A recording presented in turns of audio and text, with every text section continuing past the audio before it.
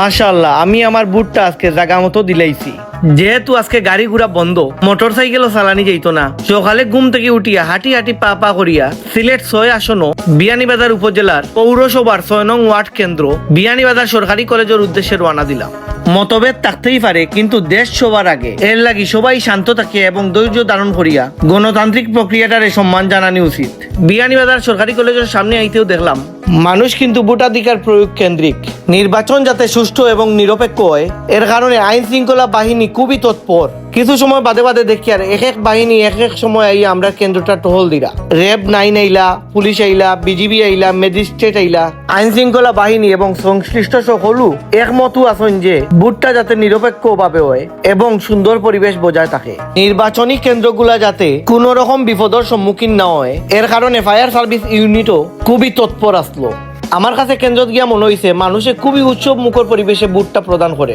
প্রত্যেকটা প্রার্থীর আলাদা আলাদা বুথ আসলো। এই বুথগুলার মাধ্যমে ভোটাররা যাতে সহজে টুকনটা ফাইলায়, ওটাও আসলো বুথগুলার উদ্দেশ্য।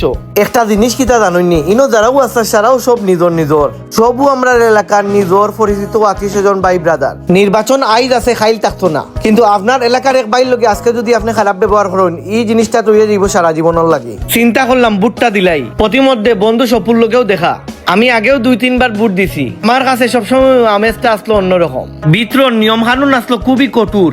নির্বাচন হিসেবে এই কঠোর থাকাটা জরুরি। নির্বাচিত সরকার আইলে দেশটার উন্নতি হইব, বাংলাদেশের লাগি অনেক সম্ভাবনাময় দুয়ার খুলবো। একটা চিন্তা করিয়া অন্যরকম একটা অনুভূতি কাম করে। আমরা আসলে যারা প্রার্থী হিসেবে দাঁড়াইছন, প্রত্যেকেও মানুষ হিসেবে বালা। খেয়ে হইবা জানি না, আল্লাহর হুকুমে যেইনু হইবা একজন হইবা। ভিতরে গিয়া যখন হামাইলাম, দেখলাম এজেন্ট হিসেবে ইনো যারা আছেন সারাও নিজের ছোট ভাই বাতিজা হল অথবা বড় মামা চাচা হল।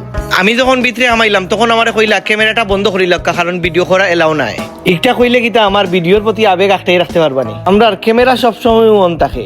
আমার টুকনটা লইয়া নির্ধারিত কক্ষর মাঝে আমি গেলাম। ভিতরে গিয়া দেখলাম মানুষ খুবই কম, সবে ভোট দেওয়া তিনো আইছে।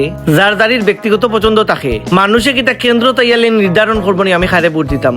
সর্বোচ্চ হয়তো আগের দিন চিন্তা করিয়া রাখি দিছে যে আমি খারে ভোট দিতাম, অথবা 1 মাস আগে থেকেও চিন্তা করিয়া রাখি দিছে আমি খারে ভোট দিতাম।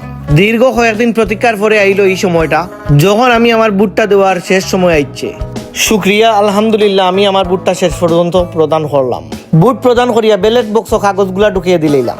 অধীর আগ্রহে অনেক প্রবাসী ভাই সকল বই রইছন নির্বাচনের কিতা অবস্থা দেখার লাগে। আমি আমার ভিডিওর মাধ্যমে চেষ্টা করছি সামান্য হইলেও আপনারা দেখাইবার। আগামী সরকার যেও হইবা তানো লাগে অগ্রিম শুভকামনা।